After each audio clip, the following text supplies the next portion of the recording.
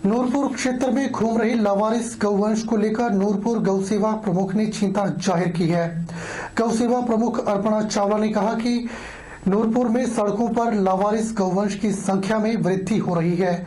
इस वजह से जहां रोजाना हादसे हो रहे हैं, वहीं कई लोग इनकी वजह से काल का ग्रास भी बन चुके हैं। उन्होंने कहा कि प्रशासन भी इस ओर कोई ध्यान नहीं दे पा रहा है। अर्पण चावला ने कहा कि गौवंश के संरक्षण के लिए प्रशासन ने कुछ सख्त कदम उठाए थे, जिसमें पंचायत प्रतिनिधि से लेकर लोगों की जिम्मेदारियां तय की गई थी, लेकिन इस पर भी कुछ नहीं हुआ। उन्होंने कहा कि अक्सर देखने में आ रहा है कि लोग अपने पशुओं को सड़कों पर छोड़कर जा रहे हैं, जो कि अच्छी बात नहीं है। चावला ने लोगों से अपील की है कि गौवंश को माता का दर्जा दिया गया है, इसलिए उन्हें सड़कों पर छोड़ने के बजाय घर पर ही रखा जाए।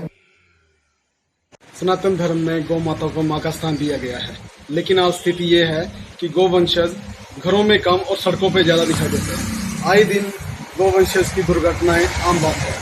सड़कों पर अत्यधिक दुर्घटनाएं हो रही हैं, क्योंकि लोगों द्वारा बेसहारा गौवंशज छोड़ा जा रहा है। ये बहुत ही दुख की बात है और बहुत ही दयनीय स्थिति में गौ माताएं इस कंडीशन में मिल रही हैं, या तो उनको कीड़े पड़े हैं, कईयों के कान कट चुके हैं और आए दिन दुर्घटनाएं होती रह रही हैं। इसलिए मेरा आपसे मुझे आग्रह है कि गौवंशज को घर में रखें, उनको खूंटे से बांध के रखें। शिक्षा मंत्री गोविंद ठाकुर ने कहा कि नई राष्ट्रीय शिक्षा नीति के माध्यम से छात्रों का सर्वांगीण विकास सुनिश्चित होगा। इस नीति पर विस्तृत चर्चा के लिए सोलन में एक दिवसीय कार्यशाला का आयोजन किया गया, जिसकी अध्यक्षता शिक्षा मंत्री गोविंद ठाकुर ने की।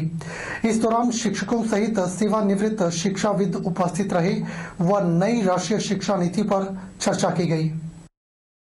नई राष्ट्रीय शिक्षा नीति में किस तरह के सुधार किए जा सकते हैं जो कि छात्रों के लिए लाभकारी हो, इसके लिए शिक्षा मंत्री हर जिले में कार्यशाला के माध्यम से शिक्षकों से संवाद कर रहे हैं। सोलन में हुए संवाद में शिक्षा मंत्री ने शिक्षकों के सुझाव भी सुने और किस तरह से नई शिक्षा नीति को बेहतर से बेहतरीन किया जा सकता है, इस पर विचार विमर्श हुआ। शिक्षा मंत्री गोविंद ठाकुर ने बताया कि राष्ट्रीय शिक्षा नीति को लाने का केंद्र सरकार का मुख्य उद्देश्य छात्रों का सर्वांगीण विकास करना है, ताकि व्यवहारिक शिक्षा लेकर अपने जीवन में कामयाब हो सकें। शिक्षा मंत्री ने कहा कि हिमाचल प्रदेश ऐसा पहला राज्य होगा जो कि नई शिक्षा नीति को पूरी तरह से लागू करेगा, इसीलिए इस प्रकार की कार्यशालाएं आयोजित की जा रही है।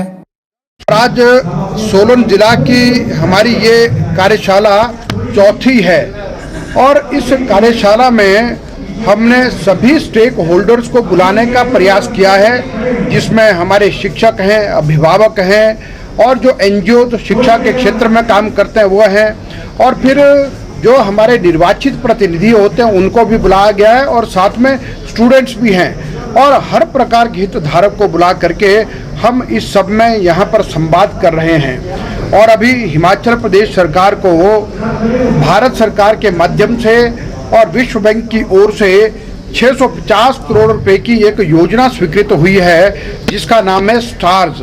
और स्टार्स का मतलब है कि strengthening of teaching, learning and results for states.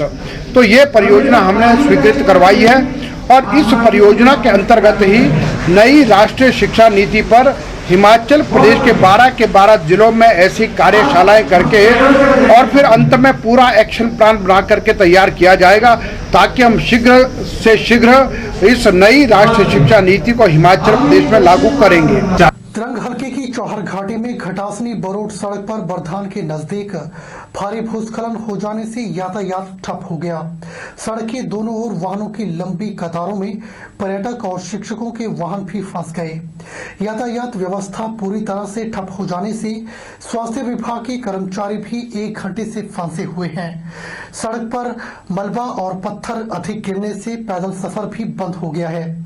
काफी संख्या में लोग सड़क किनारे सड़क खोलने का इंतजार करते रहे। लोक निर्माण विभाग की 2 जेसीबी मशीन सड़क बहाल करने में जुटी हुई है। कुछ और समय सड़क बहाली में लग सकता है। एसडीएम पद्धर संजीत सिंह ने बताया कि जल्द सड़क को बहाल कर दिया जाएगा। बुलेटिन में फिलहाल इतना ही। अब मुझे दीजिए इजाजत और आप बन रही है HP 24/7 के साथ। नमस्कार।